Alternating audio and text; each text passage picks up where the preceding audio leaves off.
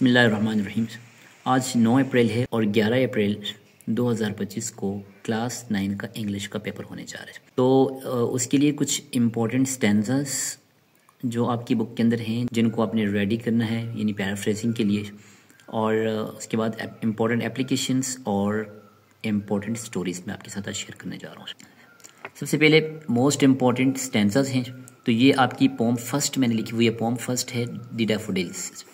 The daffodils में 2 important stanzas हैं, ठीक है। अब ज़्यादा जो इम्पोर्टेंट स्टैंजा है वो फर्स्ट होता है, ठीक है। लेकिन चूंकि फर्स्ट स्टैंजा बहुत सारे एग्जाम्स में दे दिया हुआ है, इसलिए इसको आप एग्जाम से निकालने के इस बार आपका फर्स्ट स्टैंजा पैराफ्रेजिंग के लिए आएगा। तो आपने स्टैंजा नंबर 2 तैयार करना है जो स्टार्ट होता है, फर्स्ट लाइन मैंने यहाँ पे लिखी हुई है, कॉन्टिन्यूस एज द स्टार्स। यहाँ से जो पहली इसकी लाइन है, ये जो सेकंड स्टैंजा है, इसको आपने रेडी करना है पैराफ्रेजिंग के लिए। और फिर स्टैंजा नंबर 4 है यानी for oft when on my couch I lie, ये लास्ट स्टैंजा है, इसको आपने ज़रूर रेडी करना है। यानी स्टैंजा नंबर 2 और 4 द डैफोडिल्स में से। अगली आपकी जो सेकंड पोम है वो है hope is the thing with feathers. तो इसमें भी 2 इम्पॉर्टेंट स्टैंजास हैं। उसमें स्टैंजा नंबर 2 यानी 2, ये स्टार्ट होता है एंड स्वीटेस्ट इन द गैल इज़ हर्ट। यहाँ से जो स्टैंजा स्टार्ट होता है उस स्टैंजा को आपने पैराफ्रेजिंग के लिए रेडी करना है। और फिर इसका स्टैंजा नंबर 3 है I have heard it in the chillest land.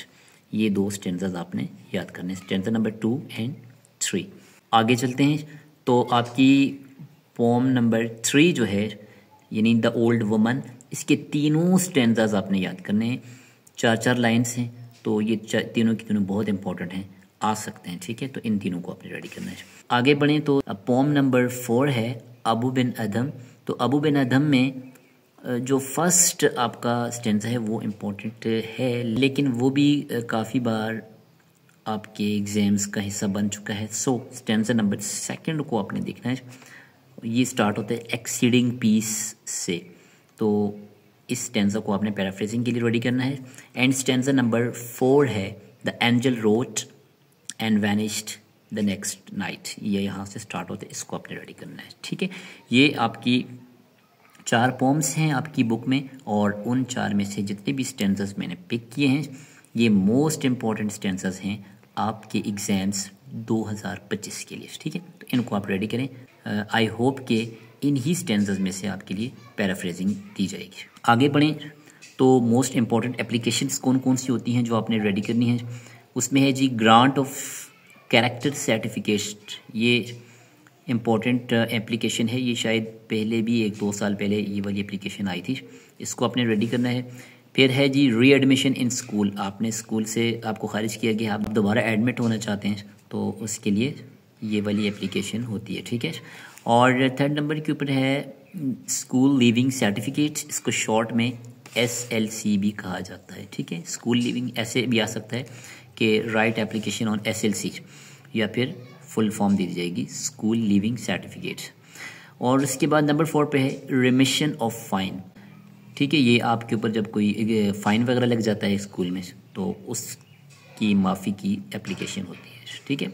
और लास्ट में मैंने लिखा हुआ लीव। तो ये भी इस दफ़ा के मॉडल पेपर में ना, बोर्ड का जो मॉडल पेपर पब्लिश हुआ है उसमें ये दिया हुआ था लीव का, ठीक है। सिर्फ यानी लीव पर भी आपको एप्लीकेशन आ सकती है, 2 days leave, 3 days leave, 10 days leave.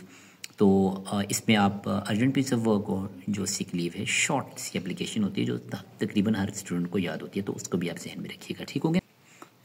अच्छा, लास्ट में इम्पोर्टेंट स्टोरीज़ मैंने कुछ आपके लिए पिक की हैं, तो उनको आप देखें ज़रा। Honesty is the best policy, ये काफ़ी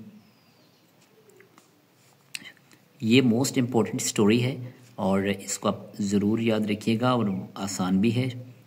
honesty is the best policy, ये वो जो वुड कटर वाली स्टोरी है, ठीक है, तो आसानी से याद हो सकती है। 2nd नंबर पर है प्राइड हैथ अ फॉल, इसका मतलब होता है गुरूर का सर नीचा। तो 1-2 साल पहले शायद ये आई थी, तो है बहुत इंपॉर्टेंट है, तो आपने इसको ज़रूर रेडी करना है। नंबर 3 में है all that glitters is not gold. ये मैंने एक न्यू पिक की हुई है, और ये है जी फूलिश स्टैग मैंने लिखा हुआ है, ये जो बेवकूफ़ बारहसिंगा, उस पर ये जो स्टोरी बनी हुई है, बहुत ही इंटरेस्टिंग स्टोरी है और इजी स्टोरी है।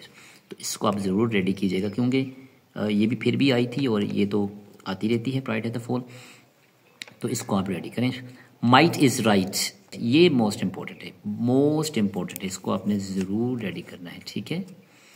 और लास्ट में मैंने यूनियन स्ट्रेंथ दी, हालांकि ये बहुत इंपॉर्टेंट स्टोरी है, लेकिन मैंने इसको लास्ट में इसलिए लिखा क्योंकि ये ना बहुत सारे एग्जाम्स में दे चुके हैं, तो मे भी किस दफ़ा मुझे नहीं लग रहा कि इसका कोई चांस हो, लेकिन इसलिए मैंने यहाँ दे दी क्योंकि है ये इम्पोर्टेंट स्टोरी है, ठीक है।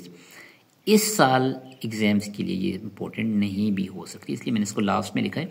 एनी हाउ आप इनको रेडी करें। तो ये कुछ आपके लिए थे इम्पोर्टेंट स्टेंसस और स्टोरीज एंड एप्लीकेशंस, इनके ऊपर आप काम करें।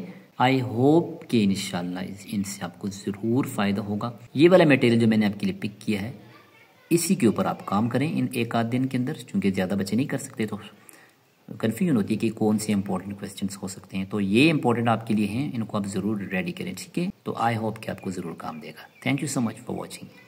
अल्लाह हाफिज़।